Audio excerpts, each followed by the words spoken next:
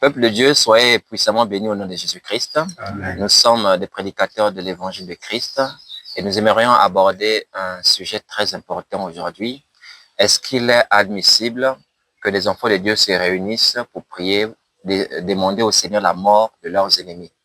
Parce que c'est ce qu'on entend un peu aujourd'hui. La plupart de ceux qui se disent chrétiens en notre temps, lorsqu'ils parlent de prière, ils font surtout allusion à ce qu'ils appellent des prières de combat.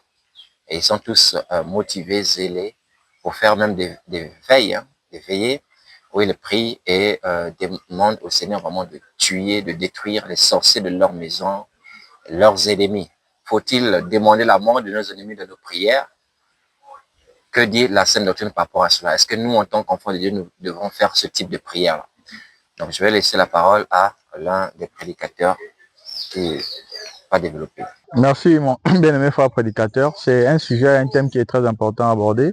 Tous les véritables enfants de Dieu doivent être édifiés par rapport à cela, parce que nous pouvons observer ici et là des gens qui jettent le feu, des gens qui demandent à couper les ennemis. Mais qu'est-ce que notre maître? Parce que quand on se réclame être disciple de Jésus-Christ, Christ qui est notre maître, nous a donné la conduite à tenir face à nos ennemis. Que dit même le Seigneur Jésus-Christ devant nos ennemis? On va, je ne sais pas, ouvrir la Bible, Matthieu chapitre 5, le verset 43. Amen. Matthieu chapitre 5, verset 43. Vous avez appris qu'il a été dit, tu aimeras ton prochain et tu haïras ton ennemi. Donc, le Seigneur dit, vous avez appris qu'il a été dit. Donc, les scribes, les pharisiens enseignaient au peuple qu'il a été dit, tu aimeras ton prochain, mais tu haïras ton ennemi. Donc, le Seigneur vient apporter l'éclairage, la lumière par rapport à ce qui avait été enseigné au peuple. Qu'est-ce qu'il ajoute? Oui, verset 44. Mais moi, je vous dis. Donc, le Seigneur apporte maintenant l'éclairage. Mais moi, je vous dis. Aimez vos ennemis. Bénissez ceux qui vous maudissent. Aimez vos ennemis. Bénissez ceux qui vous maudissent. Amen. Faites du bien à ceux qui vous haïssent et priez pour ceux qui vous maltraitent et qui vous persécutent. Ça, c'est le Seigneur Jésus-Christ qui parle. Donc, toute personne qui se réclame être disciple Saint Jésus-Christ, donc doit avoir les mêmes sentiments que notre Maître. Amen. Voilà la conduite à tenir que le Seigneur nous demande d'avoir face à nos ennemis. Il n'a pas demandé, il n'a pas recommandé que comme on te fait du mal, tu dois aussi rendre le mal à tes ennemis. Non, il a dit, bénissez vos ennemis et l'amour pour ceux qui vous maudissent. Il n'a jamais souhaité le mal. Et on va même le remarquer en lisant Luc chapitre 9, à partir du verset, on peut dire le verset 53. Luc chapitre 9, à partir du verset 53. On peut commencer même à 50. Oui, mon frère, vas-y. Même à 51. Lorsque le temps où il devait être enlevé du monde approcha, Jésus prit la résolution de se rendre à Jérusalem. Il envoya devant lui des messagers qui se mirent en route et entrèrent dans un bourg des Samaritains pour lui préparer un logement. Mais on ne le reçut pas parce qu'il se dirigeait sur Jérusalem. Les disciples Jacques et Jean vont cela dire, « Seigneur, veux-tu que nous commandions que le feu descende du ciel et les consume ?» Oui, on va s'arrêter la frère. L'apôtre Jacques, les disciples Jacques et Jean étaient attristés de voir que leur maître n'a pas été bien reçu. Donc tout comme vous pouvez être attristé, c'est que il me fait tellement de mal, voilà, il ne connaît pas il n'accepte pas ma véritable nature, mais moi je peux commander à ce que le feu, je vais implorer le Seigneur pour qu'il envoie le feu sur lui, pour que le Seigneur va le consumer. Mais comment va réagir le Seigneur face à cela? Verset 55, Jésus se tourna vers eux et les réprimanda, disant, vous ne savez de quel esprit vous êtes animés. Ouais, le Seigneur va réprimander les disciples Jacques et Jean en leur disant, vous ne savez de quel esprit vous êtes animés. Parce que l'esprit du Seigneur n'encourage pas de rendre le mal pour le mal. L'esprit du Seigneur n'encourage pas de se venger soi-même. Vous voyez un peu mes frères. Et on peut même aussi lire l'apôtre Paul qui nous recommande d'être ses imitateurs, comme lui-même il est imitateur de Christ. Romains chapitre 12, déjà à partir du verset 17. Romains chapitre 12, à partir du verset 17. Ne rendez à personne le mal pour le mal.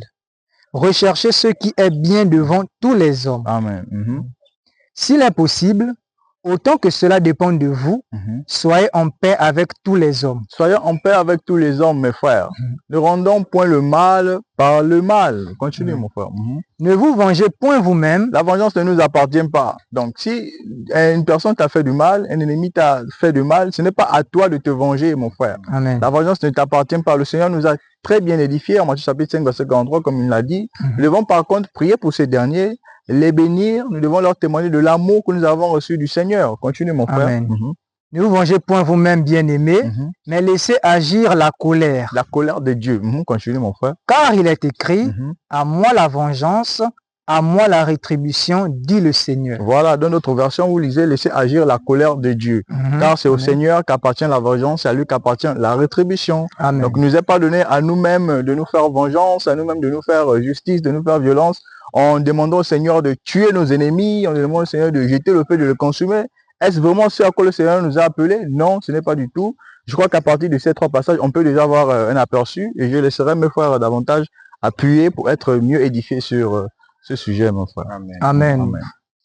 Alléluia. Amen. Voilà, merci, ancien Charlie. Ouais, ici, il y a un détournement des Écritures qui est fait actuellement. Il y a des gens qui prennent la parole de Dieu, la loi de Dieu, pour faire un usage qui n'est pas convenable. Et l'apôtre Paul le dénonçait déjà. On va lire dans 1 Timothée 1, à partir du verset, rien que le verset 8. 1 Timothée 1, verset 8.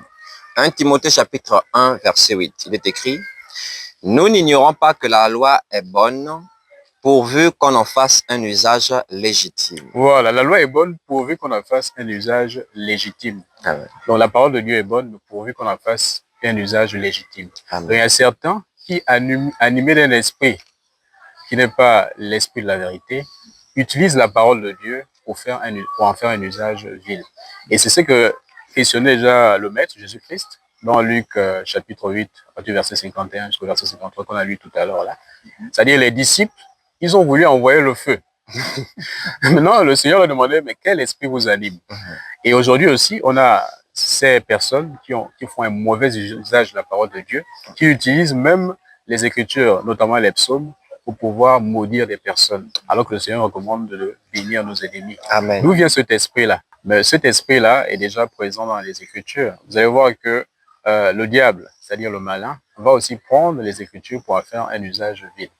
Et justement, ces Écritures-là, ce sont les psaumes, comme ces enfants aujourd'hui le font. Dans le psaume, chapitre 91, va être utilisé par le malin ici. On va voir dans Matthieu chapitre 4, à partir du verset 5. Matthieu chapitre 4, à partir du verset 5, il est écrit, « Le diable le transporta dans la ville sainte, le plaça sur le haut du temple, et lui dit, « Si tu es fils de Dieu, jette-toi en bas, car il est écrit, il donnera des ordres à ses anges à ton sujet, et ils te porteront sur les mains, de peur que ton pied ne heurte contre une pierre. » Voilà, donc si vous prenez bien les Écritures, c'est le psaume chapitre 91 qui est utilisé ici par le malin. Et il va même falsifier ce psaume-là. Donc il va prendre ce psaume-là, ce sont les Écritures, et il va en faire un usage vil. Et c'est ce que font beaucoup de faux hommes de Dieu aujourd'hui. Ils vont vous indiquer des psaumes qu'il faut les lire pour un combat qui a pour destination de détruire des êtres humains. Alors que, est-ce que c'est à cela que le Seigneur nous a appelés? Et est-ce que c'est à cet usage des Écritures que le Seigneur nous a appelés? Déjà, le combat que nous menons aujourd'hui, c'est pas contre la chair et le sang. Amen. Si on prend Éphésiens chapitre 6, verset 12, on va lire rapidement. Éphésiens chapitre 6, verset 12. Éphésiens chapitre 6, à partir du verset 12. Il est écrit, « Car nous n'avons pas à lutter contre la chair et le sang, mais contre les dominations, contre les autorités, contre les princes de ce monde de ténèbres, contre les esprits méchants dans les lieux célestes. » Donc, mon frère, ma soeur, ton oncle, à qui tu vas envoyer le feu là, est-ce une autorité? Est-ce une domination? Il est fait de chair et de sang. Donc, la parole de Dieu n'est pas destinée à prendre les Écritures, à prendre les psaumes pour envoyer du feu, pour faire des condamnations sur ces personnes-là. Déjà, il faut savoir déjà que ces psaumes-là, les Écritures éclairent très bien ce qu'on en fait. C'est-à-dire quel usage on doit faire des psaumes. On va prendre Colossiens 3, verset 16. Colossiens chapitre 3, verset 16. Colossiens chapitre 3, verset 16. Il est écrit, « Que la parole de Christ habite parmi vous abondamment. Instruisez-vous et exhortez-vous les uns les autres en toute sagesse par des psaumes. » Voyez un peu. Il faut que la parole de Dieu habite en nous abondamment. Et c'est ce que nous faisons ici. Vous allez voir cette instruction, cette prédication qu'on vous fait, on va utiliser une multitude d'écritures. Et c'est pour que la parole de Dieu habite en vous abondamment. Amen. Et c'est pour que vous en fassiez aussi un bon usage. Et qu'est-ce qu'on fait de ces psaumes-là? On s'entretient? Oui. Entretenez-vous et exhortez-vous les uns les autres en toute sagesse, par des psaumes, par des hymnes, par des cantiques spirituels, Chantons à Dieu dans vos cœurs sous l'inspiration de la grâce. Donc les psaumes là sont pour nous instruire. Amen. Ils sont là pour nous édifier, Amen. pour nous encourager. C'est ça l'exhortation. Donc ici, les Écritures ne disent pas qu'il faut prendre les psaumes pour en faire un usage vil, pour lancer le feu, etc. Éphésiens 5, verset 19. Éphésiens chapitre 5, verset 19 déclare ceci. Entretenez-vous par des psaumes, par des hymnes et par des cantiques spirituels, chantant et célébrant de tout votre cœur les louanges du Seigneur. Alléluia. Amen. Donc les psaumes là sont là pour nous entretenir, pour nous édifier. On peut aussi en prendre parce qu'il y a beaucoup de cantiques que nous chantons qui s'appuient sur les psaumes. Parce que les psaumes aussi, souvent, vous allez voir en introduction, on va vous parler accompagné de tels instruments, etc. Donc voici un usage intéressant des psaumes. Et les psaumes aussi sont en fait, comme on le dit depuis le début, ce sont des enseignements, ce sont des prophéties. Il y a beaucoup de prophéties. On peut lire pour cela Luc chapitre 24. On va lire à partir du verset 44. Très bien. Luc chapitre 24, verset 44. Luc chapitre 24, verset 44. Puis il leur dit, c'est là ce que je vous disais lorsque j'étais encore avec vous, qu'il fallait que s'accomplisse tout ce qui est écrit de moi dans la loi de Moïse, dans les prophètes et dans les psaumes. Là, c'est Jésus-Christ qui parle. Donc, il fallait que s'accomplisse tout ce qui était écrit de lui dans la loi de Moïse, dans les prophètes, dans les psaumes. Amen. Comme les psaumes aussi sont des prophéties. Amen. Donc, vous voyez bien ici, ce sont des prophéties, ce sont des enseignements, ce sont des projections sur ce qui doit arriver. Amen. Et ce n'est pas des portions de l'écriture qu'on doit prendre pour maudire des personnes, pour maudire son prochain. Parce que les païens aussi sont notre prochain. Voilà, je pense que les frères est différent davantage sur ce point. Et concernant ce que vous appelez combat spirituel, il faut déjà bien comprendre, parce que certains faux prophètes détournent votre attention en vous faisant croire que c'est cela qui est le combat spirituel. Parce que le véritable combat spirituel pour lequel les apôtres ont été envoyés, et nous-mêmes aussi les chrétiens aujourd'hui, les prédicateurs, etc., ce n'est pas le combat d'aller balancer le feu sur ton oncle ou sur ton grand-père, etc. L'apôtre Paul en parle. On peut prendre ça dans Colossiens chapitre 1, à partir du verset, on va lire à partir du verset 24 jusqu'au verset 29. Colossiens chapitre 1, à partir du verset 24 jusqu'au verset 29. Je me réjouis maintenant dans mes souffrances pour vous. Et ce qui manque aux souffrances de Christ, je l'achève en ma chair pour son corps qui est l'Église. C'est d'elle que j'ai été fait ministre selon la charge que Dieu m'a donnée auprès de vous, afin que j'annonçasse pleinement la parole de Dieu. Le mystère caché de tout temps et dans tous les âges, mais révélé maintenant à ses saints, à qui Dieu a voulu faire connaître quelle est la glorieuse richesse de ce mystère parmi les païens, savoir Christ en vous, l'espérance de la gloire. C'est lui que nous annonçons, exhortons tout homme et instruisons tout homme en toute sagesse, afin de présenter à Dieu tout homme devenu parfait en Christ. Verset 29, c'est à quoi je travaille, en combattant avec sa force qui agit puissamment en moi. Donc, c'est ce à quoi l'apôtre Paul travaille ici, en combattant. Vous voyez, c'est un combat spirituel, annoncer l'évangile. Et ce combat-là, il a été commencé par Christ et il est poursuivi par les témoins de Christ que nous sommes. C'est ce qui est écrit dans Acte 1, verset 8. Nous sommes là pour témoigner le nom de Jésus-Christ. Donc ça, c'est l'œuvre des prédicateurs. Là, nous sommes en plein combat spirituel, en vous délivrant de la fausseté. Et ce combat-là n'est pas seulement l'œuvre des prédicateurs, c'est l'œuvre de tous les chrétiens. On va lire aussi dans Philippiens chapitre 1. On va commencer à lire à partir du verset 26 jusqu'au verset 29. Philippiens chapitre 1 à partir du verset 26. Afin que, par mon retour auprès de vous, vous ayez en moi un abondant sujet de vous glorifier en Jésus-Christ. Seulement, conduisez-vous la fête d'onction. Tu es verset 26, hein? Bien sûr, le verset 27. C'est 27, donc il doit être. C'est 27. Les feuilles sont tombées. Non, il peut lire directement. Oui, je peux continuer, c'est pas grave. Je peux laisser couler. Oui, je continue. Verset 27. Seulement, conduisez-vous d'une manière digne de l'évangile de Christ, afin que, soit que je vienne vous voir, soit que je reste absent, j'entende dire de vous que vous demeurez ferme dans un même esprit, combattant d'une même âme pour la foi de l'évangile. Combattant d'une même âme pour la foi de l'évangile. Donc ce combat-là ne concerne pas seulement les prédicateurs, mais tous les chrétiens. Parce qu'ici, l'apôtre Paul s'adresse à l'église de Philippe, aux Philippiens. Donc, Amen. voilà. Donc, tu es arrivé, c'est au verset combien? Et sur verset 27. Continue jusqu'au verset 29. Oui. Sans vous laisser aucunement effrayer par les adversaires, ce qui est pour eux une preuve de perdition. Les adversaires, voilà. Les adversaires ici, c'est pas ton grand-père. Les adversaires, c'est ceux qui déforment les Écritures, ceux qui poussent les gens à aller à la perdition. Ce sont là nos adversaires, le combat par rapport à l'évangile. Continue. Amen. Mais pour vous, de salut. Verset 29. Et cela de la part de Dieu, car il vous a été fait la grâce par rapport à Christ, non seulement de croire en lui, mais encore de souffrir pour lui, en soutenant le même combat que vous m'avez vu soutenir et que vous apprenez maintenant que je soutiens. Voilà, donc ici l'apôtre Paul, qui est un prédicateur, demande à l'église de soutenir le même combat que lui soutient. On est jusqu'au verset 30. Donc vous comprenez par là que c'est là notre véritable combat spirituel. Ce n'est pas celui de lancer le feu à ton grand-père au village, etc. Donc je laisse un autre prédicateur poursuivre toujours ce combat-là que nous sommes en train de faire. Soyez abondamment bénis, prédicateurs de la vérité. Que Dieu vous bénisse également, vous qui nous écoutez et qui prenez vraiment à cœur ces enseignements.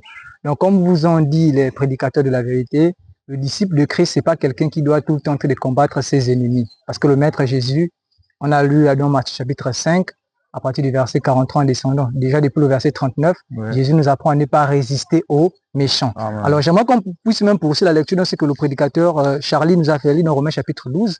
J'aimerais qu'on puisse poursuivre même cette lecture. On va prendre des 19, on va aller jusqu'à 21. Romains 12, chapitre 12, 21, oui. Au verset 19 jusqu'à 21. La parole de Dieu déclare ceci. Ne vous vengez point vous-même. Voilà, comme le maître l'a dit dans Matthieu 5, verset 39. Oui. Bien-aimés, mais laissez agir la colère, car il est écrit, à moi la vengeance, à moi la rétribution, dit le Seigneur. Verset 20. Mais si ton ennemi a faim. Si ton ennemi a faim, voilà ce que l'Écriture déclare. Vous qui aimez combattre vos ennemis, déclarer le feu sur les ennemis, déclarer la mort des ennemis. Mais regardez ce que l'Écriture déclare. Si ton ennemi a faim, oui, donne-lui à manger. L'Écriture te demande de lui donner à manger. Donc l'Écriture ne nous apprend pas à haïr nos ennemis bien-aimés. Si ton ennemi a faim, il vient cogner chez toi. Faut pas lui rappeler tous les problèmes. Oh, voilà ce que tu... Non.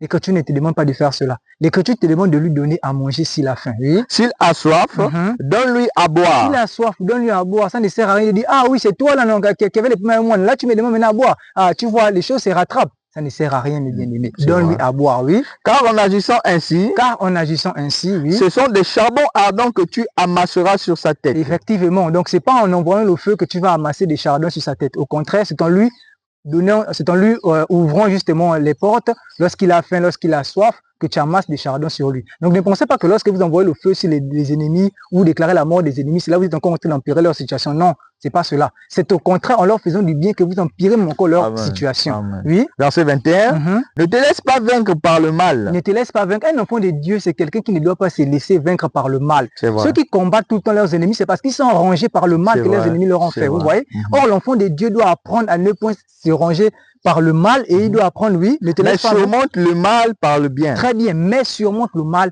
par le bien.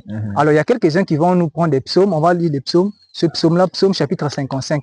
Ils vont dire, oui, ça c'est ce que Jésus a dit. Mais dans le psaume chapitre 55, on voit comment David déclare la mort de ses ennemis. On va lire même cela. Psaume chapitre 55, on va d'abord lire du verset 2 au verset 4. Après, on va lire le verset 16. Le psaume chapitre 55, à partir du verset 2, oui, déclare ceci. Ô Dieu, prête l'oreille à ma prière. Oui. Et ne te dérobe pas à mes supplications. Écoute-moi et réponds-moi. Donc c'est une prière de David, oui. Gère ça et là dans mon chagrin et je m'agite. Verset 4. Oui. À cause de la voix de l'ennemi et de l'oppression du méchant. Car ils font tomber sur moi le malheur. Voilà, oui. Et me poursuivent avec colère. Donc il parle du méchant. Tu t'arrêtes à 4, tu pars maintenant lire le verset 16. Verset 16 déclare ceci.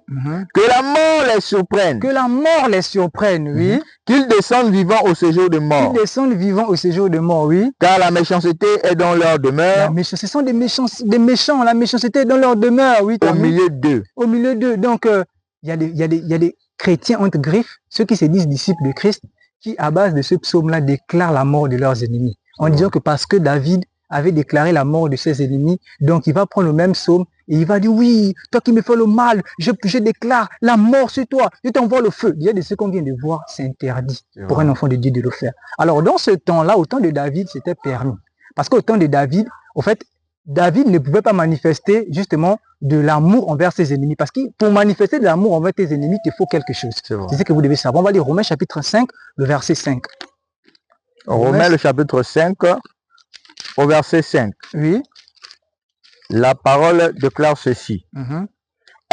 Or, l'espérance ne trompe point. L'espérance ne trompe point, oui. Parce que l'amour de Dieu est répandu dans nos cœurs par le Saint-Esprit qui nous a été donné. Très bien. Donc, l'amour de Dieu est répandu dans nos cœurs par le Saint-Esprit. Autrement dit, pour avoir l'amour de Dieu en vérité, il te faut d'abord avoir le Saint-Esprit.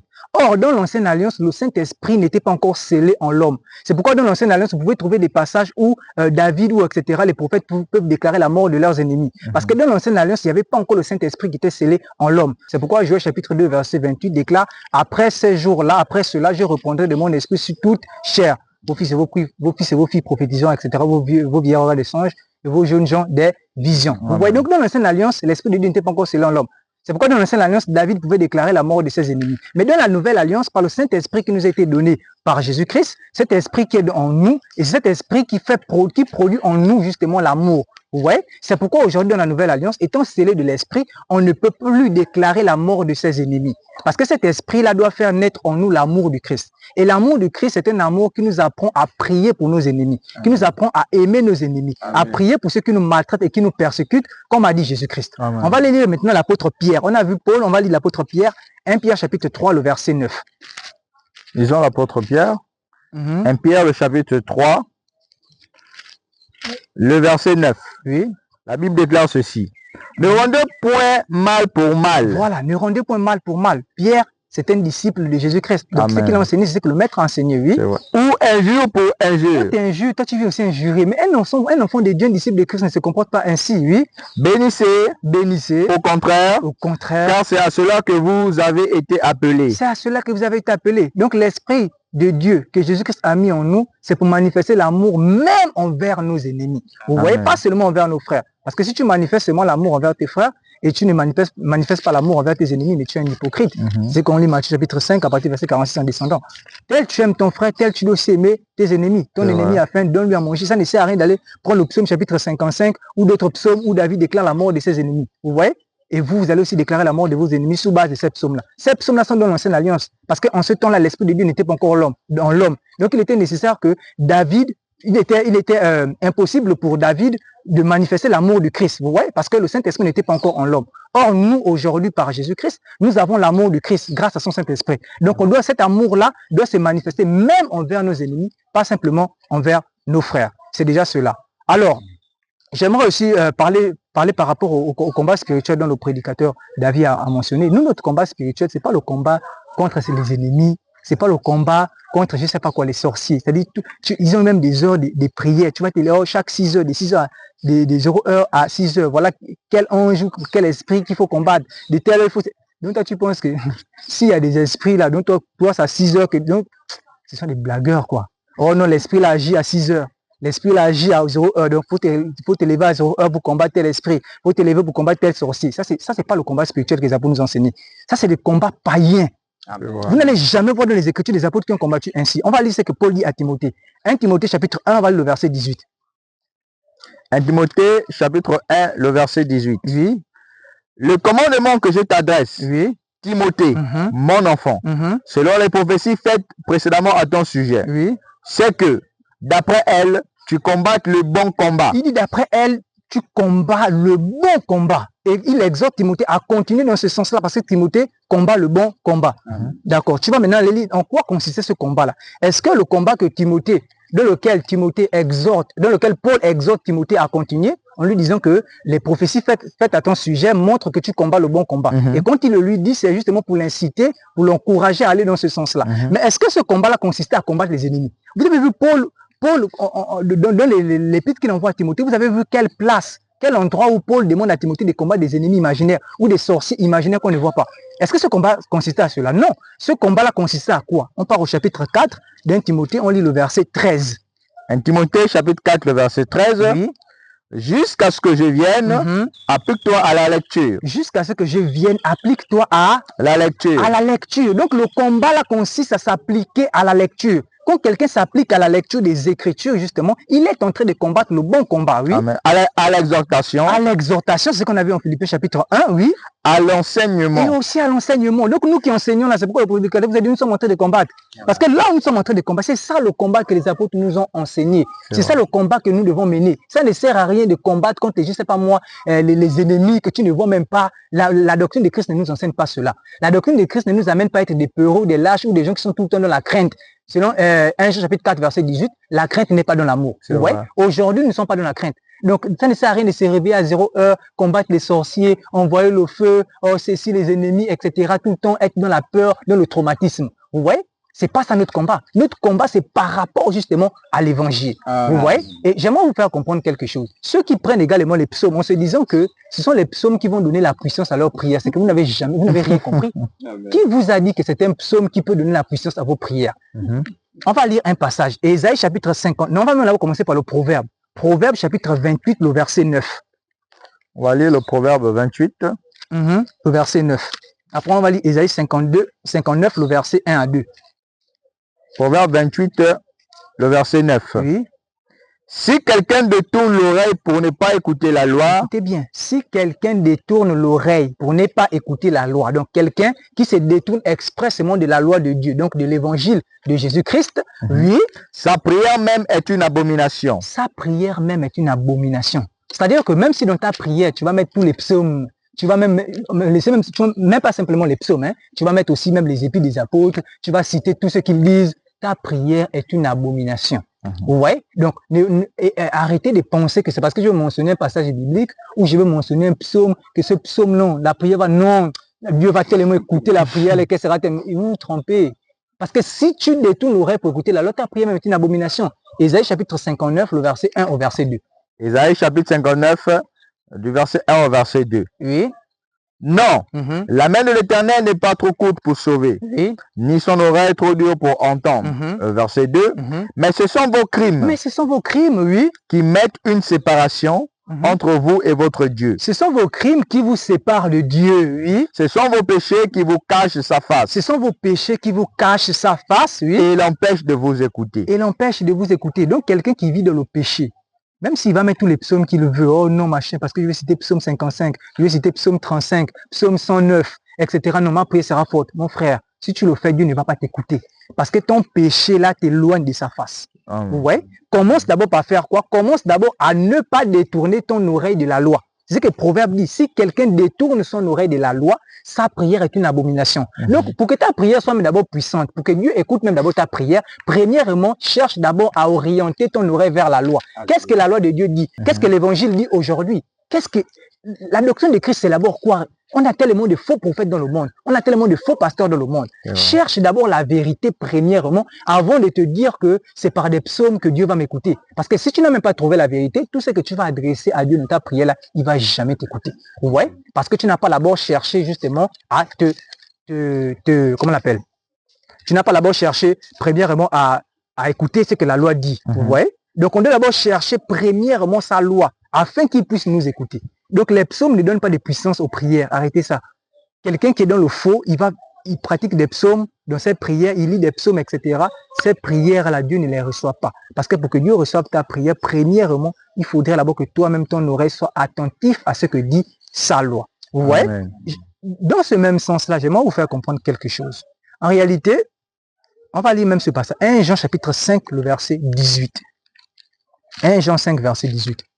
Vous allez comprendre pourquoi nous disons que notre combat c'est l'évangile et pourquoi nous concentrons vos attentions, nous attirons toute votre attention vers l'évangile.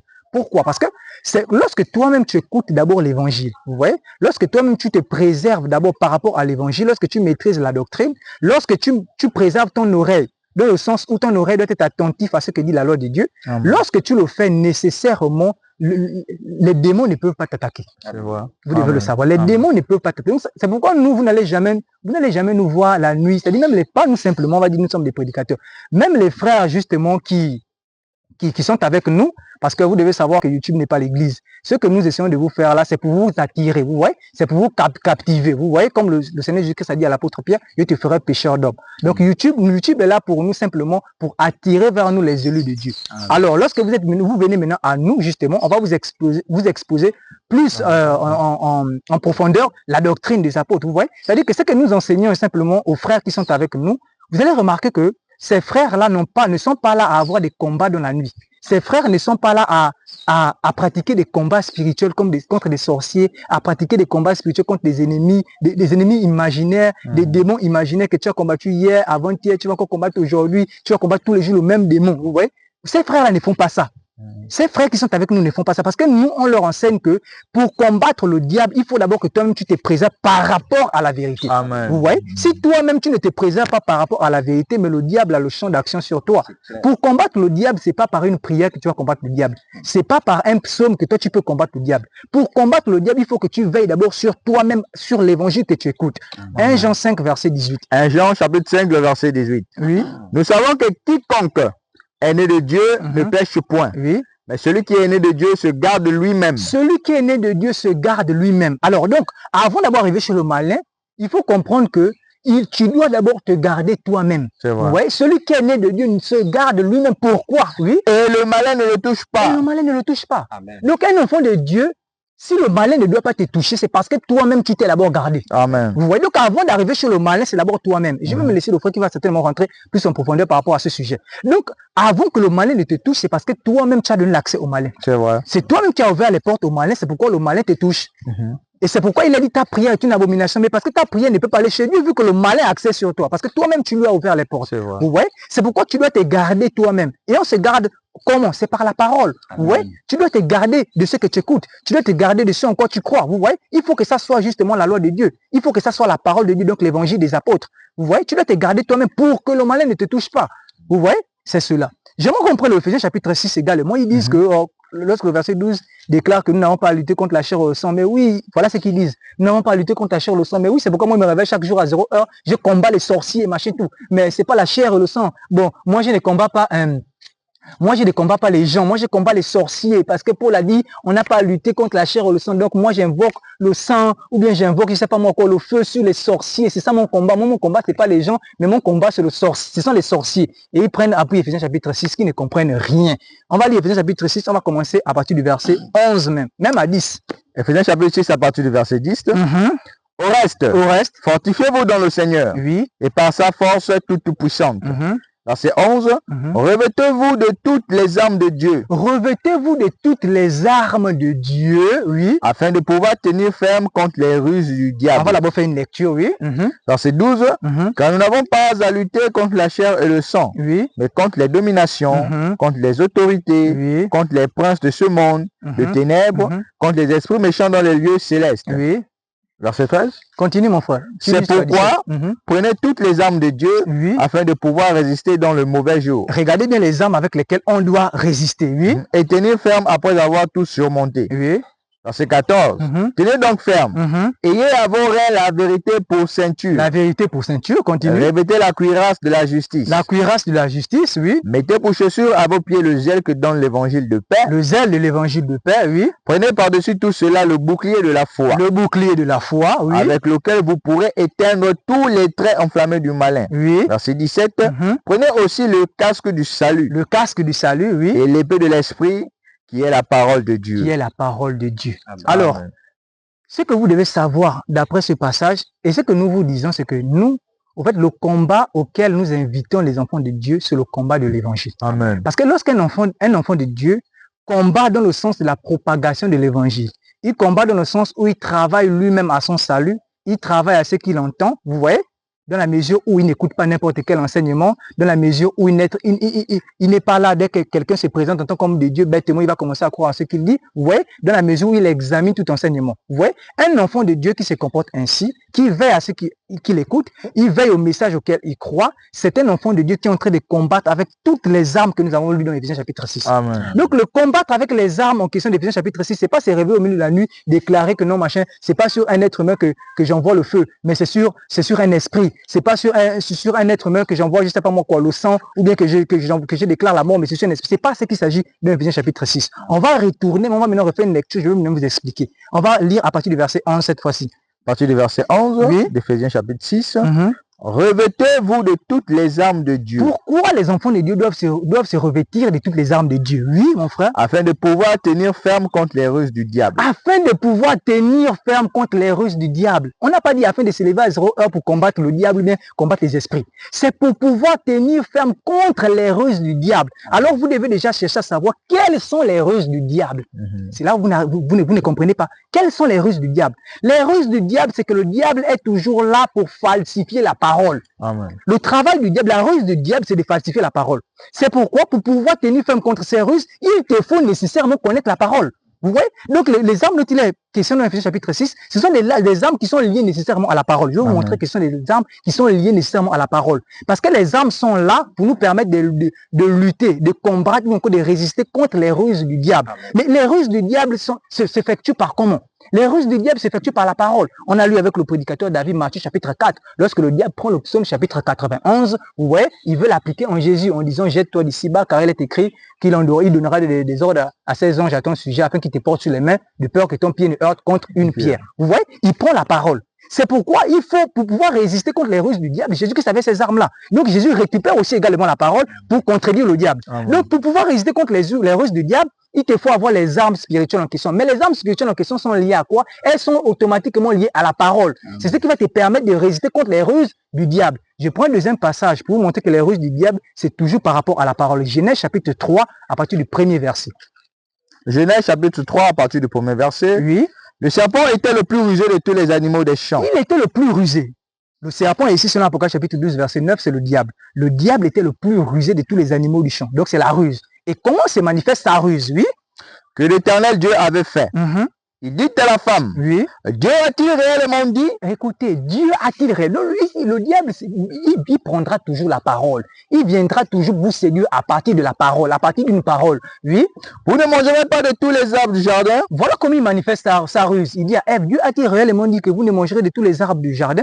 Vous voyez? Donc, il y a un commandement de Dieu qui a été donné. Alors, le diable, pour manifester justement sa ruse, il va prendre ce commandement qui a été donné, mais il va tordre cela dans son sens. Vous voyez? C'est ça la ruse du diable. La ruse du diable, c'est que le diable veut falsifier toujours le commandement de Dieu.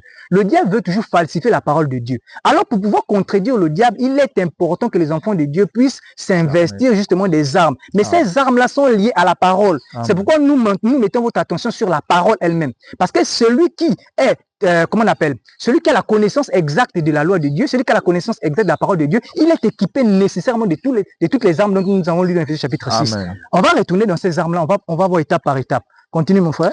On revient à Éphésiens chapitre 6, verset 12. Oui.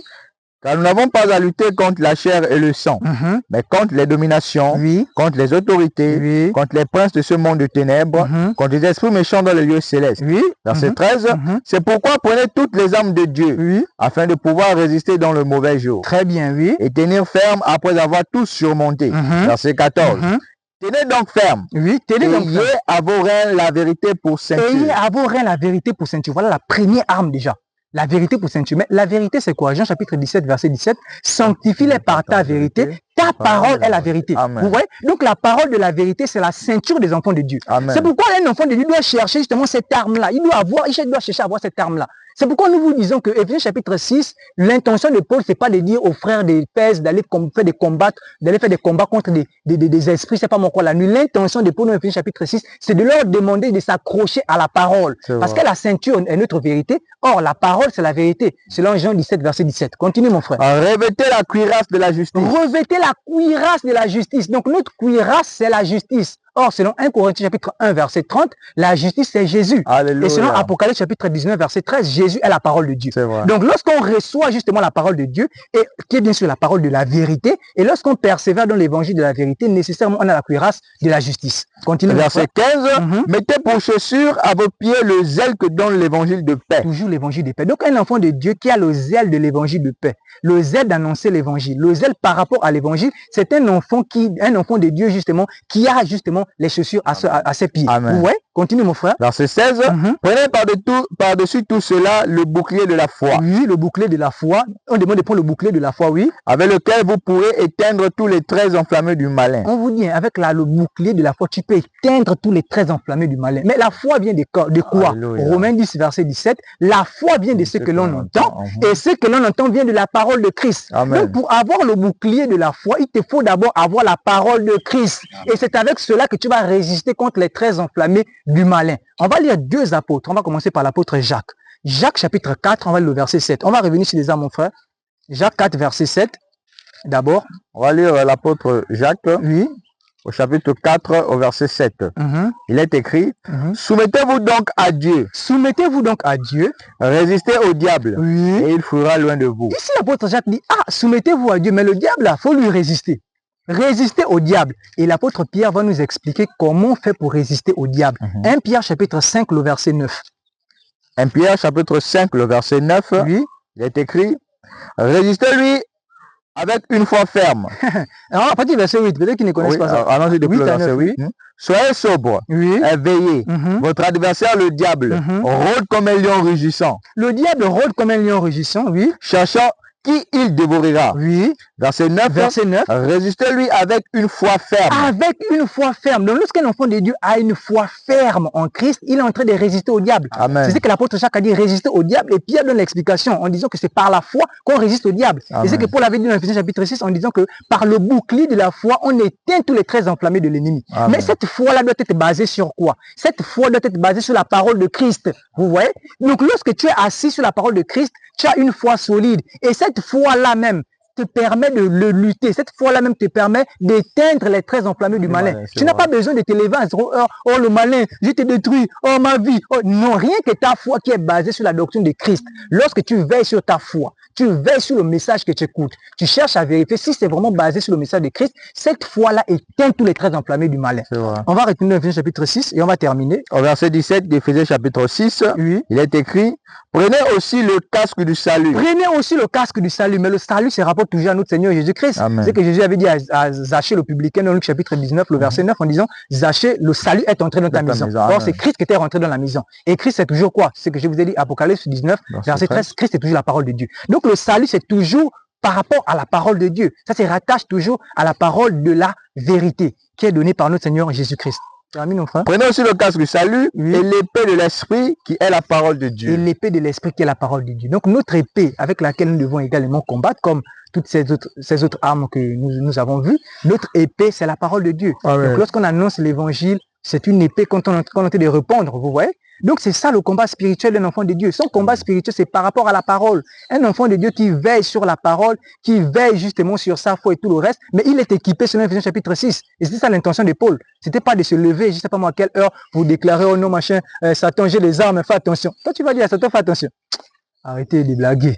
Donc je vais passer d'abord la parole à mon prédicateur, mon cher prédicateur, l'apôtre Ribaud. Donc merci beaucoup mon cher frère prédicateur, ainsi que mes bien-aimés. Donc, comprenons que selon la sainte doctrine de Christ, désirer la mort de ses ennemis n'est pas en conformité avec la parole. Amen. Nous allons ouvrir 2 passages et je vais poser quelques questions de méditation à ceux qui nous écoutent à travers ces 2 passages. Luc chapitre 23, verset 34. Luc chapitre 23, verset 34 dit ceci. Jésus dit, « Père, pardonne-leur, car ils ne savent ce qu'ils font. » Très bien. Le Seigneur est notre modèle par excellence. Amen. Il est ici sur la croix ou il est déjà descendu de la croix? Il est à la croix. Donc, on le crucifie, il est sur la croix, mais il prie quand même pour le pardon. Amen. Il dit, Père, pardonne-leur car ils ne savent ce qu'ils font. Et c'est pourquoi il nous dit, priez pour ceux qui vous persécutent et qui vous maltraitent. Je ne sais pas si on a vraiment souligné cela, ceux qui nous écoutent. Quand vous lisez les Écritures sont spirituelles. Hein. Ne pensez pas qu'il s'agit d'un roman, vous lisez en courant. Il faut prendre la peine de vous attarder sur les mots qu'on lit. Expressément, on va revenir à Matthieu 5 en question. Précisément, le verset où il dit de prier 44, merci. Matthieu chapitre 5, verset 44. Mais moi, je vous dis, aimez vos ennemis. Aimez vos ennemis. Bénissez ceux qui vous maudissent. Faites du bien à ceux qui vous haïssent et priez pour ceux qui vous maltraitent et qui vous persécutent. Est-ce que vous soulignez ces mots-là? Est-ce que vous les méditez attentivement? On ne parle pas des personnes qui nous font du bien. On parle de nos ennemis. Des personnes qui nous maudissent, qui nous haïssent, qui nous maltraitent, qui nous persécutent. Donc, il y en a qui, parmi vous qui êtes maltraités. Mais le maître vous dit de prier pour eux. Il n'a pas dit de prier contre eux. Il dit prier pour eux, pour ceux qui vous maltraitent. Mais vous comprenez que la doctrine de Christ, elle ne s'adresse pas à tout le monde. Ça concerne vraiment les élus. Parce que si vous n'avez pas le Saint-Esprit en vous, vous ne pouvez pas accomplir ce passage-là. Comment quelqu'un qui me maltraite, qui me maudit, qui me déteste, le Seigneur m'emmène à prier pour et non pas contre. Prier pour, c'est-à-dire prier en sa faveur. Et lui me mettait l'exemple à la croix. Il est en train d'être maltraité. Il est en train d'être persécuté. Ce n'est pas qu'il est descendu de la croix. Pour dire que c'est d'ordre du passé. Qu'aujourd'hui, maintenant, il peut demander au Père de leur pardonner. Mais il est en pleine crucifixion. Et il dit, pardonne-leur. Vous direz, ah, ça c'est Jésus. On va voir un disciple de Jésus. Donc c'est notre passage, notre deuxième modèle, sur lequel il faut méditer. Actes des apôtres. On va d'abord regarder quelque chose au chapitre 6, au verset 5. Actes des apôtres, chapitre 6, verset 5. Oui. Cette proposition plut à toute l'assemblée.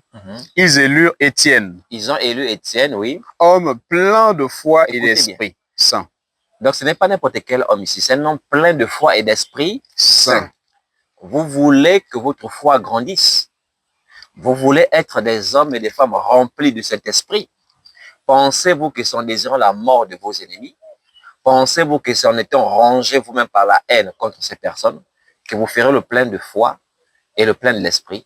Je suis désolé. Voilà cet homme-là, Étienne. Qu'est-ce qui se passe au verset 59 de Acte 7? Acte chapitre 7, verset 59. Jusqu'à 60, oui. Et il lapidait Étienne. Ils étaient en train de lapider Étienne. Qui priait et disait, Seigneur Jésus, oui. Reçois mon esprit. Seigneur Jésus, reçois mon esprit. Après, il fait quoi? Puis, s'étant mis à genoux, il se met quand même à genoux pendant qu'on le lapide. Il s'écria d'une voix forte, Seigneur, oui. Ne leur impute pas ce péché. Autrement dit, pardonne-leur. Ne leur impute pas ce péché. Les ennemis sont en train de le lapider. Ce n'est pas que c'est après. Et peut-être arrivé au ciel là-bas, il dit, Seigneur, il ne faut pas leur imputer cela. On est en train de le lapider. Donc toi aussi, tu peux être en train de lapider à l'heure actuelle. Tu peux être sous l'oppression de tes ennemis. Mais Jésus ne t'a jamais recommandé de les maudire. Il ne t'a jamais recommandé de désirer leur mort. Ceux qui vous enseignent cette doctrine-là, vous enseignent un autre Jésus. Amen. On va le voir dans 2 Corinthiens 11, verset 4. Parce qu'il y a un autre Jésus qui est prêché aujourd'hui. Le Jésus que nous connaissons, c'est un Jésus qui nous invite à surmonter le mal par le bien. Amen. À ne jamais rendre le mal par le mal, mais à pratiquer le bien envers tous, à bénir nos ennemis. Ça, c'est quel est Jésus qu'ils ont reçu. 2 Corinthiens chapitre 11, verset 4. Oui. Car si quelqu'un vient vous prêcher un autre Jésus, oui. que celui que nous avons prêché, ou si vous recevez un autre esprit que celui que vous avez reçu, ou un autre évangile que celui que vous avez embrassé, vous le supportez fort bien. Voilà les personnes que vous supportez aujourd'hui. Ceux qui vous amènent un Jésus haineux, qui vous désire la mort de ses ennemis. Il vous amène un autre esprit, vous pensez que c'est le Saint-Esprit qui vous conduit à désirer les vengeances personnelles pour que le sorcier de votre famille puisse mourir. Vous pensez que c'est le Saint-Esprit, c'est un autre esprit que vous avez reçu. C'est un autre évangile. Et notre combat, effectivement, aujourd'hui, c'est pour vous sortir de là. Pour vous ramener à l'évangile authentique. C'est ça le véritable combat aujourd'hui.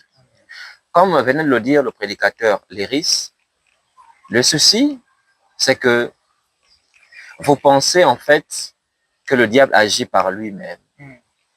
On vous enseignait un diable rebelle.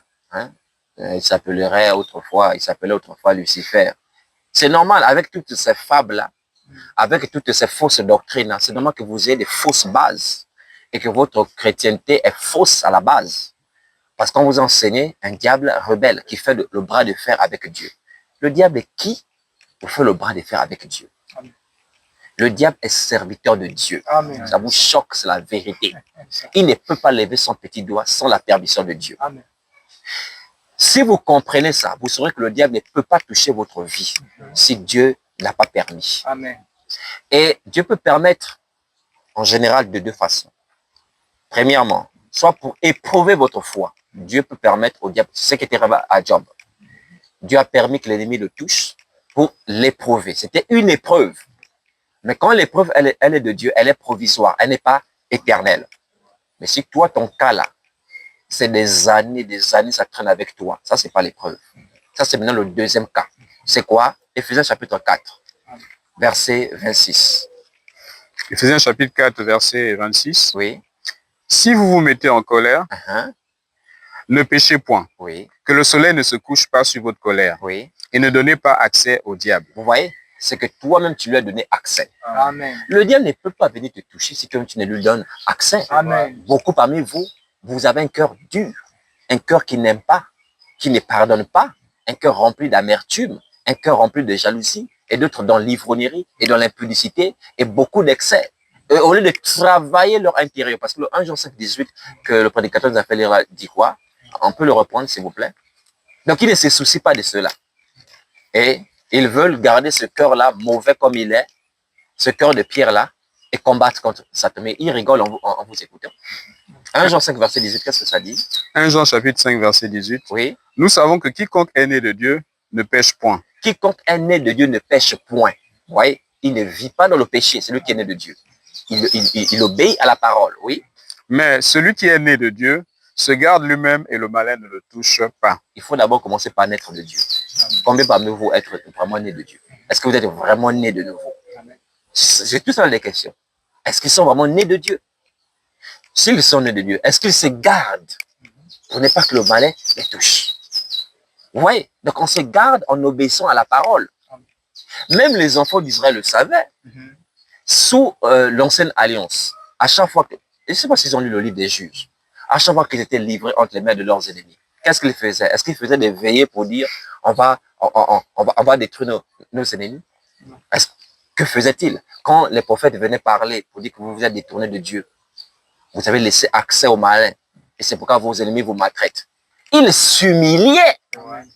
Ils s'humiliaient, se repentaient parce qu'ils savaient très bien que si leurs ennemis les dominent, si les ennemis les maltraitent, leur cause du tort, c'est parce qu'eux-mêmes avaient ouvert des brèches, notamment avec la question d'idolâtrie et d'injustice. Ils ne faisaient pas des veillées pour dire, il n'y avait pas des prophètes qui les réunissaient pour dire qu'aujourd'hui on va détruire nos ennemis. Depuis quand ils ont fait de telles choses? Ils s'humiliaient devant Dieu, mais ce n'est pas aussitôt que Dieu leur donnait la domination sur leurs ennemis. Dieu laissait passer le temps expressément. Oui, parce que tu dois vivre ça. Donc Dieu te laisse passer pour voir jusqu'où est-ce que ta repentance là vraiment, tu reviens vraiment, ou bien c'est juste, voilà, je ne sais pas comment il faut le dire. Donc Dieu les laissait d'abord comme ça, humiliés, et ils étaient dans l'humiliation, et s'humiliaient, cherchaient Dieu, et alors Dieu maintenant a compassé d'eux et commençait maintenant à les restaurer. Parlons de David que vous aimez citer. David avait un ennemi qui s'appelle Saül, qui cherchait toujours à le tuer. Est-ce que David avait désiré la mort de Saül? Il n'a jamais désiré la mort de Saül. Ne confondez pas quand David combattait ses ennemis physiques, parce que c'est stratégique, c'est sur le plan militaire. Comme aujourd'hui, on a nos nations qui ont chacune une armée, et il faut défendre les territoires, il faut défendre les intérêts de la nation. C'était pareil aussi pour Israël. Leurs ennemis venaient les attaquer sur le plan physique, il fallait défendre la nation. C'est un combat lié à la chair même et au sang. Mais lorsqu'on entre maintenant, Seigneur, dans les choses de l'esprit, et c'est ce qui était le prédicateur, le risque, et lui parlait sur le plan doctrinal. Nous ne pouvons pas appliquer ces psaumes-là comme vous le faites aujourd'hui, non. Donc il a présenté l'aspect doctrinal, moi je vous présente l'aspect prophétique. Quand David parle dans les psaumes, Seigneur, quand David parle dans les psaumes, vous pensez que David c'est votre camarade. Prenons Actes des Apôtres chapitre 2, versets 29 à 30. Quand David parle dans les psaumes, parce qu'il dira, est-ce que c'est pas par l'Esprit de Dieu qu'il parlait? Il est écrit, toute écriture est inspirée de Dieu. Est-ce que David n'était pas inspiré de Dieu quand il parlait? Ok, Actes des Apôtres chapitre 2, versets 29 à 30. Acte 2, 29 à 30. Oui. Hommes frères, qu'il me soit permis de vous dire librement au sujet du patriarche David, qu'il est mort et qu'il a été enseveli, et que son sépulcre existe encore aujourd'hui parmi nous. Comme il était prophète, oui, et qu'il savait que Dieu lui avait promis avec serment de faire asseoir un de ses descendants sur son trône, oui, c'est la résurrection du Christ qu'il a prévue et annoncé en disant qu'il ne serait pas abandonné dans le séjour des morts et que sa chair ne verra pas la corruption. Donc David l'a dit dans le psaume 16, 10, que Dieu n'abandonnera point son âme dans le séjour des morts. Mais quelqu'un qui lisait cela pouvait penser que David parle de lui. Et l'apôtre Pierre apporte maintenant la lumière, la révélation, que David ne parlait pas de lui. Il annonçait la résurrection de Jésus-Christ.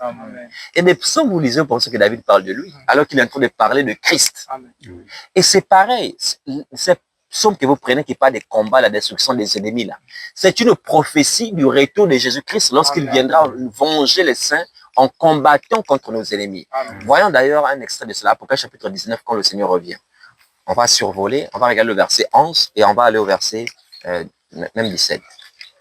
Le Seigneur revient, Apocalypse 19, verset 11. Apocalypse 19, verset 11. Oui. Puis je vis le ciel ouvert, et voici parut un cheval blanc. Celui qui le montait s'appelait Fidèle et Véritable. Oui. Et il juge et combat avec justice. C'est lui, c'est le combattant par excellence. Il juge et combat avec justice. Donc il vient maintenant combattre. Oui. On va au verset 19. Oui, allons-y au 19, oui. Et je vis la bête et les rois de la terre et leurs armées rassemblés pour faire la guerre à celui qui était assis sur le cheval et à son armée. Oui. Verset 20. Et la bête fut prise. La bête fut prise. Et avec elle le faux prophète qui avait fait devant elle les prodiges par lesquels il avait séduit ceux qui avaient pris la marque de la bête et adoré son image. Ils furent tous les deux, autant pour moi, oui, jetés vivants dans les temps ardents de feu et de soufre. Et la suite est quoi? Verset 21. Oui. Et les autres furent tués par l'épée qui sortait de la bouche de celui qui était assis sur le cheval, et tous les oiseaux se rassasièrent de leur chair. L'épée qui sortait de la bouche de celui qui était assis sur le cheval, c'est qui? C'est Jésus. Il vient pour combattre. Et on dit combattre avec justice. Retournons dans le psaume 58, verset 11. Ce qui est annoncé. C'est pourquoi on a dit, entretenez-vous par des psaumes. Vous voyez, c'est ceux qui ont l'esprit de la vérité, l'esprit de Dieu, qui comprennent ces psaumes-là et qui s'en servent pour édifier, pour instruire, selon la sainte doctrine, les enfants de Dieu. Mais si vous n'avez pas l'esprit de Dieu, vous allez les prendre pour les choses charnelles et faire tout le tapage que vous êtes en train de faire aujourd'hui. Le psaume 58, verset 11, qu'est-ce que ça dit? Le juste sera dans la joie à la vue de la vengeance. Il baignera ses pieds dans le sang des méchants. Verset 12. Oui. Et les hommes diront, oui, il est une récompense pour le juste. Oui, il est un Dieu qui juge sur la terre. Très bien. Donc, prophétiquement, ces psaumes des combats, là, Dieu qui combat, il demande au Seigneur de combattre, ça annonce la prophétie du retour de Jésus-Christ qui viendra combattre, venger le sang de ses serviteurs. C'est prophétique. C'est pas pris pour qu'on les utilise pour aujourd'hui pour désirer la destruction, la mort des ennemis. Il y a un psaume aussi qui est célèbre, c'est le 109. Le 109, regardez s'il vous plaît, on va commencer à 11, on va s'arrêter à 13 et après on va revenir au verset 8. Psaume 100, chapitre 109. Oui. On commence au verset 11, on s'arrête à 13. Très utilisé dans la mort des ennemis, oui. Que le créancier s'empare de tout ce qui est à lui et que les étrangers pillent le fruit de son travail. On parle des ennemis ici, oui. Que nul ne conserve pour lui de l'affection et que personne n'ait pitié de ses orphelins. Verset 13. Vous-même. On dit ses orphelins parce qu'il est déjà mort. Vous-même, comment vous pouvez prendre un tel passage-là et souhaiter non seulement que votre ennemi meure, en même temps, les enfants qui restent là, que personne ne s'occupe de ces enfants. Les enfants ont fait quoi? Que personne n'ait pitié de ces orphelins. Vous-même, quand vous lisez ça, et vous dites que vous avez l'esprit de Dieu. Non, vous êtes terrible. Verset 13, oui, encore plus méchant. 13. Que ses descendants soient exterminés. Regardez-moi ça. Et que leur nom s'éteigne dans la génération suivante. Regardez-moi cela. Or, si on prend ce psaume-là pour l'appliquer par rapport au retour de Jésus, on verra que tout son sens. Que quand Jésus vient, il va détruire les méchants. Les méchants et leurs enfants, comme au temps de Noé, les méchants et leurs enfants avaient été détruits par les eaux du déluge. Et les enfants peuvent comprendre des enfants physiques, mais surtout des enfants spirituels. Ceux qui adhèrent aux doctrines de démons aujourd'hui, ceux qui adhèrent aux faussetés, ils seront exterminés. Maintenant, si vous détournez cela par rapport au sens prophétique et vous voulez appliquer, donc vous allez demander à Dieu non seulement de tuer votre ennemi, mais que ces enfants, ces descendants soient exterminés littéralement. Je pourrais même vous poser une question de manière prophétique. Quand Jésus viendra, s'il faut exterminer les méchants, qui sera exterminé alors? C'est vous, hein? Pour vous montrer que ce psaume 109 là est un psaume prophétique, on a lu des 11 à 13, n'est-ce pas? On va remonter au verset 8, vous allez comprendre. Donc on reste dans le psaume Oui, 109. ça parle toujours des ennemis. Hein. Mais On va au verset, on remonte au verset 8. Uh-huh. Que ces jours soient peu nombreux, Uh-huh. qu'un autre prenne sa charge. Ok, je vous pose la question. La partie la prophétise quoi? Qu'est-ce que ça prophétise? Ça prophétise Judas. Amen. Vous blaguez avec la Bible. Actes des Apôtres chapitre 1. Non, ils sont autour de s'aventurer dans les Écritures. C'est pourquoi j'ai dit à quelques-uns, si la Bible vous dépasse, laissez la Bible aller faire les plantations. Allez, non, honnêtement, soit vous vous asseyez et vous écoutez ce que Dieu a accordé. Ce n'est pas par orgueil que nous parlons. Nous sommes en train de vous donner des conseils sages. Quand la chose vous dépasse, fermez et écoutez ce que Dieu a accordé la grâce de vous expliquer le chemin de la vie. Sinon, si vous voulez tellement du business, au lieu de venir mentir aux hommes que vous êtes des serviteurs de Dieu, laissez aller faire autre chose. Actes des Apôtres chapitre 1, pas de verset 15, qu'est-ce que l'apôtre qui a fait là-bas? Acte 1, à partir du verset 15. Oui. En ces jours-là, Pierre se leva au milieu des frères, le nombre des personnes réunies étant d'environ 120. Et il dit, hommes frères, il fallait que s'accomplisse ce que le Saint-Esprit dans l'Écriture a annoncé, on verra cela. d'avance, par la bouche de David, au sujet de Judas. Au sujet de Judas. Or, ce n'est pas mentionné noir sur blanc Judas. Mais Pierre avait l'explication parce que selon Luc 24, verset 45, Jésus avait ouvert son esprit pour comprendre les Écritures. Amen. Et quand il lisait ce psaume-là, il ne le comprenait plus de la même façon. Il comprenait que ça prophétisait. Oh Seigneur. En pensée, mon frère. Au sujet de Judas, qui a été le guide de ceux qui ont saisi Jésus. Il était compté parmi nous et il n'avait pas au même ministère. Cet homme ayant acquis un champ avec le salaire du crime, est tombé, s'est rompu par le milieu du corps et toutes ses entrailles se sont répandues. La chose a été si connue de tous les habitants de Jérusalem, que ce champ a été appelé dans leur langue Akeldama, c'est-à-dire le champ du sang. Or, il est écrit dans le livre des psaumes que sa demeure devienne déserte et que personne ne l'habite et qu'un autre prenne sa charge. On a lu cela où? C'est le psaume 109, verset 8. Bon, en tout cas, vous pourrez continuer la suite. Merci beaucoup, mon frère. Donc, c'était pour vous interpeller que selon Actes des Apôtres, chapitre 2, 29 à 30, David était prophète, en ce sens-là. L'Esprit le saisissait et disait des choses. Par exemple, il va dire, mon Dieu, pourquoi m'as-tu abandonné? Mais quelqu'un qui lirait ça se dirait que Dieu l'a abandonné, alors qu'il était en train de prophétiser la crucifixion de Jésus. Faites attention. C'est pourquoi Paul, quand c'est dit, entretenez-vous par des psaumes. Pourquoi? Parce que c'est que dans les psaumes, il y a des riches enseignements, il y a des prophéties, des exhortations profondes. Et comme l'Église a l'Esprit de Dieu, l'Église va comprendre cela et va profiter de ces trésors-là. Mais vous, c'est dur. C'est compliqué. La question que j'aimerais vous poser, êtes-vous capable de faire ce qu'Étienne a fait?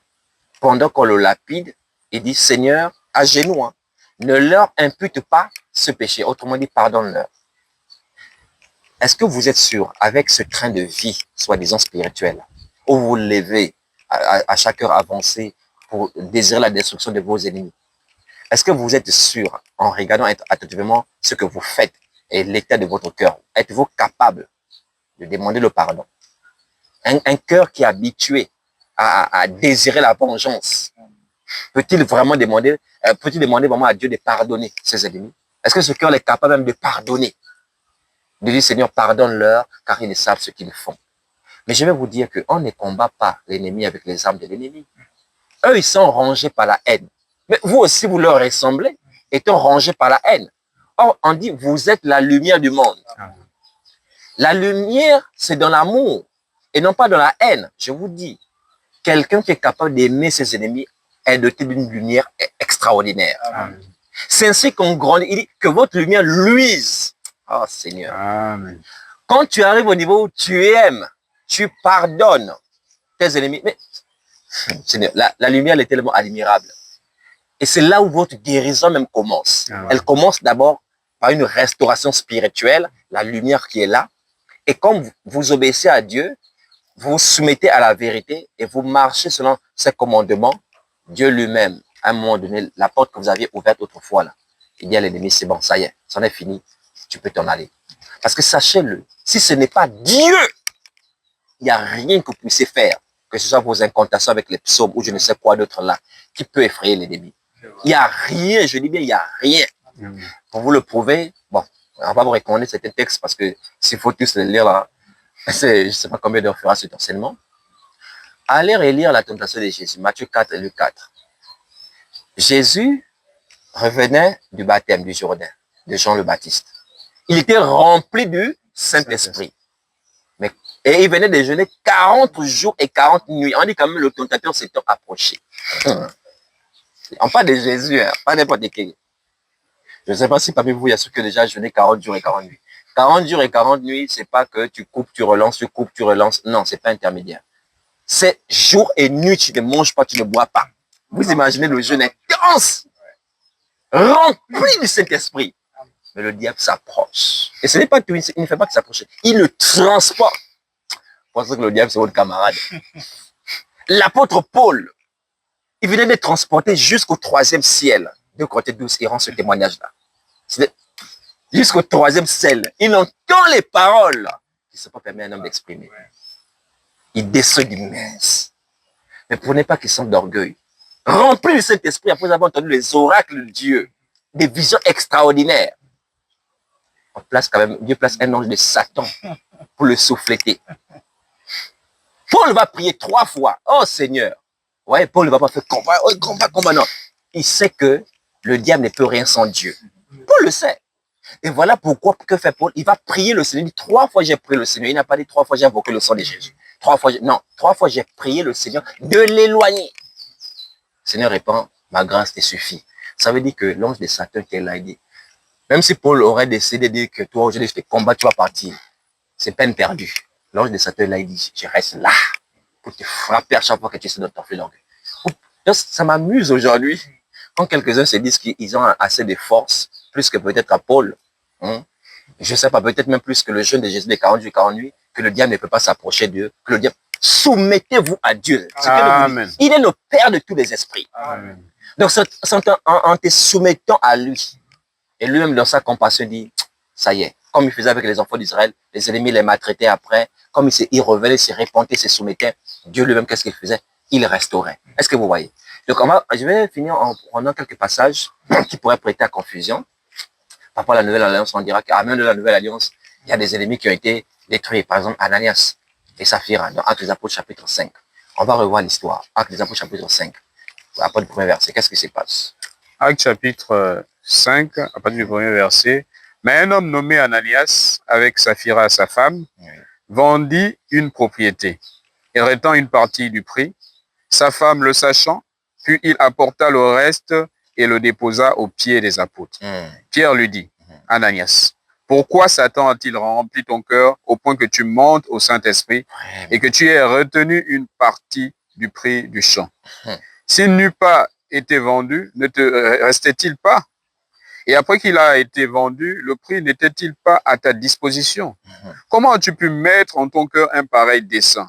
Ce n'est pas à des hommes que tu as menti, mais à Dieu. Ce n'est pas à des hommes que tu as menti, mais à Dieu. Qu'est-ce qui se passe? Ananias, entendant ces paroles, Ananias, entendant ces paroles, et expira. il expira. C'est pas Pierre qui a dit Tomba le et feu. expira. C'est pas Pierre qui a dit le feu meurt. Pierre n'a jamais dit ça. Je ne sais pas s'ils ont lu ça quelque part. Est-ce que Pierre a dit quelque part, meurs maintenant? Pierre n'a jamais dit. Pierre lui dit simplement, mais comment tu as pu mettre dans ton cœur pareil? Comment Satan t'a rempli ton cœur au point que tu montes le Saint-Esprit? Que tu veux mentir au Saint-Esprit? Mais ce n'est pas des hommes que tu as menti, c'est à Dieu. On dit Ananias en entendant. Vous y va le cœur. Mon frère, le cœur n'a pas supporté. C'est Dieu lui-même qui a éliminé Ananias. Ce n'est pas Pierre qui l'a tué dans ce passage. C'est écrit nulle part ici que Pierre l'a tué. Est-ce que vous voyez? Maintenant, qu'est-ce qui va se passer aussi avec sa femme, Saphira? Vois-tu, verset 7, on va dire donc. Oui. Environ 3 heures plus tard, sa femme entra, sans savoir ce qui était arrivé. Pierre lui adressa la parole. Il pose la question, la même question. Oui. Dis-moi, est-ce à un tel prix que vous avez vendu le champ? Oui, répondit-elle, c'est à ce prix-là. Oui. Alors Pierre lui dit, comment vous êtes-vous accordé pour tenter l'Esprit du Seigneur? Vraiment. Voici ceux qui ont enseveli ton mari, sont à la porte, et parce ils t'emporteront. Dieu lui avait déjà révélé que c'est ce qui va leur arriver. Et Dieu l'a fait pourquoi? Parce que dans Acte 4, verset 30 déjà, on voit que l'église était comment? On revient au chapitre 4, verset 30. Acte 4, verset 30. En 32. Acte 4, 32, oui. La multitude de ceux qui avaient cru La multitude de ceux qui avaient cru, oui. n'était qu'un cœur Il n'était qu'un cœur. et qu'une âme. Et après, on dit quoi? Nul ne disait que ses biens lui appartinssent en propre, mais tout était commun entre eux. Voilà. Donc, on voit comment il y avait cette unicité, la union dans l'église. Et le diable va utiliser maintenant Ananias et Saphira pour tenter de perturber, troubler l'église. Or, il y a un principe doctrinal en Dieu qui dit ceci dans 1 Corinthiens 5, verset 13. On va le rappeler, 1 Corinthiens 5, verset 13. 1 Corinthiens chapitre 5, verset 13, Oui, dit ceci. Pour ceux du dehors, Dieu les juge. oui. Ôtez le méchant du milieu de vous. Ôtez le méchant du milieu de vous. Ce méchant peut être ôté en l'excommunion, donc en le chassant de l'église. Il peut être aussi ôté par Dieu lui-même qui décide de le frapper parce qu'il ne veut pas qu'on puisse troubler son église parce qu'il doit préserver son œuvre. Ici, Pierre n'a jamais exercé une vengeance personnelle. Ananias n'était pas un ennemi personnel de l'apôtre Pierre. Contrairement à vous qui dites mon oncle, donc tu vas utiliser le cas de Pierre pour parler de ton oncle. Mais pourtant, Pierre avait des personnes qui le battaient physiquement. On pouvait dire qu'ils étaient ses ennemis personnels. C'était les pharisiens. Vous pouvez aller lire acte 4, acte 3, même depuis 3, acte 4, acte 5, comment les apôtres étaient battus de verges par les pharisiens qui étaient ennemis des apôtres et qui défendaient les apôtres de prêcher le nom de Jésus. Ils se faisaient battre physiquement. Bon, même dans acte 12, on voit comment on a égorgé Jacques et on a pris Pierre, on l'a mis en prison. C'est Hérode qui l'a fait. Est-ce que vous avez vu l'église se réunir pour dire on va envoyer le feu à Hérode? Est-ce que vous avez vu l'église se réunir pour dire on va envoyer le feu aux pharisiens? Ils n'ont jamais fait cela. Au contraire, après avoir été battus, les apôtres, dans Actes des Apôtres chapitre 4, à partir du verset 23, 24, ils vont s'assembler ensemble avec les disciples, ils vont élever la voix à Dieu. Et dans leur prière, ils vont parler de leurs ennemis. Mais est-ce qu'ils vont désirer la mort de ceux-ci? On va écouter un peu cette prière. Acte 4, on va commencer à 24. Acte 4, 24. Vous pouvez remonter les versets précédents, verset 17. Vous verrez que on va grandir les apôtres en leur interdisant de parler de Jésus. En tout cas, ils seront persécutés. Et maintenant, on voit la suite quand ils ont été relâchés. Qu'est-ce qui se passe? Acte 4, 24. Oui. Lorsqu'ils l'eurent entendu, ils élevèrent à Dieu la voix tous ensemble. On va écouter la prière. Eux, ils connaissaient les psaumes. Il va même citer un psaume ici. Là, qu'est-ce qu'il dit? Et dire, Seigneur, toi qui as fait le ciel, la terre, la mer et tout ce qui s'y trouve. C'est toi qui as dit par le Saint-Esprit, par la bouche de notre Père, ton serviteur David. Le prophète David, encore les psaumes, oui. Pourquoi ce tumulte parmi les nations? C'est le psaume 2, oui. Et ces vaines pensées parmi les peuples.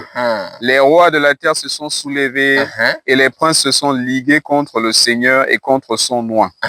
En effet, contre ton saint serviteur Jésus, que tu as oint, Hérode et Ponce Pilate se sont ligués dans cette ville avec les nations et avec les peuples d'Israël. Donc, ils comprenaient que ce que Jésus a vécu et ce qu'eux, ils étaient en train de vivre là, avait déjà été annoncé par David le prophète. Amen. Donc, ils comprenaient dans quel temps prophétique ils se trouvaient. Et que ce qui avait été annoncé par David, c'est ce que Jésus a vécu et c'est ce qu'eux, ils continuent aussi à vivre. Donc, c'était normal d'une certaine manière, cette persécution-là, que les rois de la terre, ceux de ce monde, devaient se liguer contre le Seigneur. Eux aussi, ils ont formé une ligue parce qu'ils se sont réunis ensemble pour élever la voix. Mais leur ligue-là, est-ce que ça consiste à détruire les hôtels des familles, à détruire, envoyer le feu sur les Parisiens? Qu'est-ce qui se passe dans la suite? Verset 28. Pour faire tout ce que ta main et ton conseil avaient arrêté d'avance. Ah, donc ça faisait partie du plan de Dieu. Oui. Amen. Et maintenant, Seigneur, vois leurs menaces. Relevez bien cette partie-là. Vois leurs menaces. Oui. Et donne à tes serviteurs d'annoncer ta parole avec une pleine assurance. Très bien. On peut s'arrêter à ce niveau. Ils ont dit, Seigneur, vois leurs menaces. C'est ça un véritable enfant de Dieu. Ah, Seigneur, tu vois ce que mes ennemis complotent contre moi. Tu vois ce qu'ils font. Je leur veux du bien et ils me veulent le mal. Ils me rendent le mal pour le bien que je leur fais. Tu vois tout ce qu'ils complotent, tout ce qu'ils font contre moi. Ah Seigneur, vois ce qu'ils font. C'est à toi que je reviens mon sort, défends ma cause. Amen. Donc, on n'est pas contre le fait qu'un enfant de Dieu demande justice à Dieu, voit leurs menaces, parce que la vengeance appartient à Dieu. Moi, on est contre celui qui désire la vengeance personnelle soi-même. Que non, Seigneur, tue-les, extermine leurs enfants, détruit. Vous avez lu ça dans quelle doctrine? Dans la doctrine de Christ, elle ne figure nulle part. On peut prendre même le cas de l'apôtre Paul.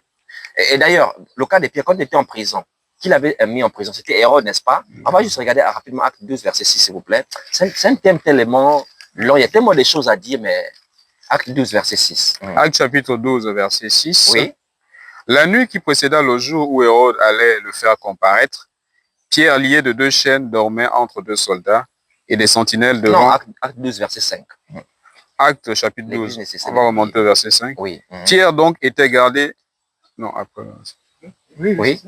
Oui, acte 12, verset 5. Oui. Pierre donc était gardé dans la prison et l'église ne cessait d'adresser pour lui des prières à Dieu. Voilà, l'église était une prière en faveur de Pierre, leur frère qui souffrait en prison, leur apôtre. Il n'était pas en train de prier contre Hérode qui l'avait mis en prison. Vous pouvez remonter les versets précédents. S'il pouvait mentionner Hérode, il pouvait faire comme on l'a vu tout à l'heure, Seigneur, vois ce qu'il fait, vois sa menace, toi-même, qui rend à chacun selon ses œuvres. Toi-même, tu agis. Toi-même qui venge tes enfants, toi-même, tu agis. Mais nous souhaitons que notre frère, notre apôtre puisse sortir de là. Il priait pour la sortie, la libération de l'apôtre Pierre. Et le Seigneur lui-même, il a agi à partir de verset 20. Très bien. Et le Seigneur lui-même, il va juger Hérode en question. Mais ce n'est jamais l'Église qui a demandé que Hérode puisse mourir. Mais c'est le Seigneur lui-même qui a vu et qui a agi parce qu'il rend à chacun selon ses œuvres. Et il y a le cas aussi de l'apôtre Paul dans Actes des Apôtres chapitre 13 avec le magicien, verset 6. Qu'est-ce qui se passe? Actes chapitre 13, verset 6. Oui. Ayant ensuite traversé toute l'île jusqu'à Paphos, ils trouvèrent un certain magicien, faux prophète juif, nommé Bar Jésus, qui était avec le proconsul Sergius Paulus, homme intelligent. Ce dernier fit appeler Barnabas et Saul et manifesta le désir d'entendre la parole de Dieu. Mais Élymas, le magicien, car c'est ce que signifie son nom, leur faisait opposition, cherchant à détourner de la foi le proconsul.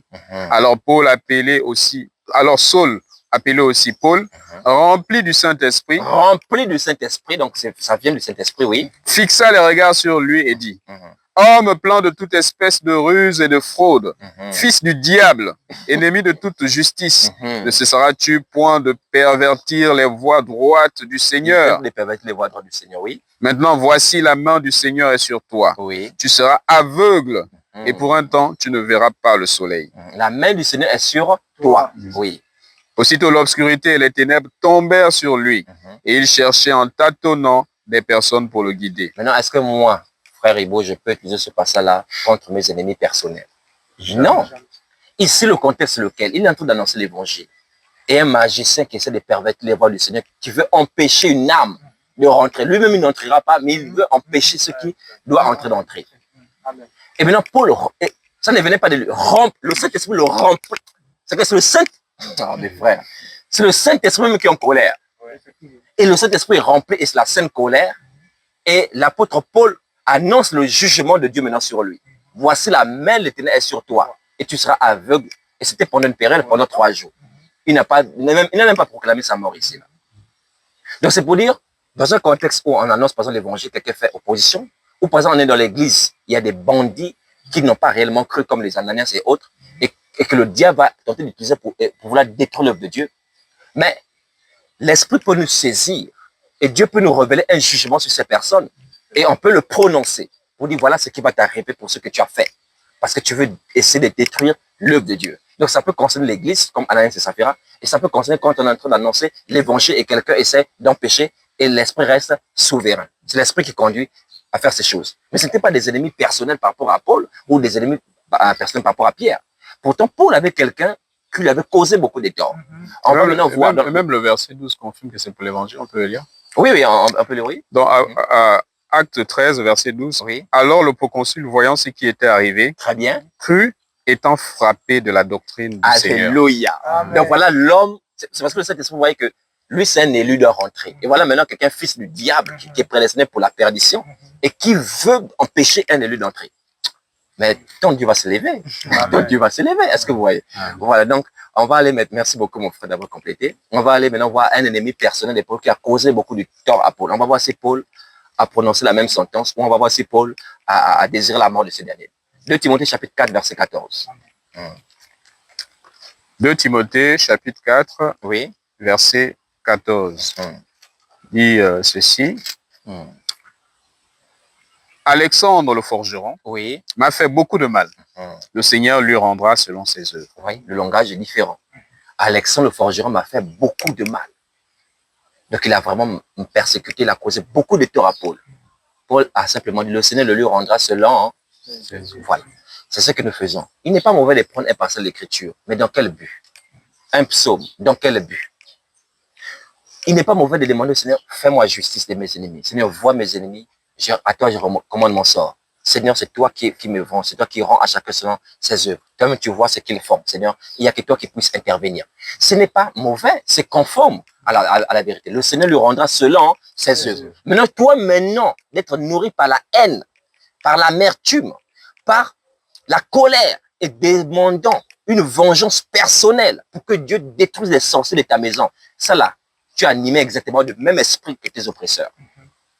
Parce que c'est un esprit mauvais. Ça, ce n'est pas l'esprit de Dieu. Vous voyez?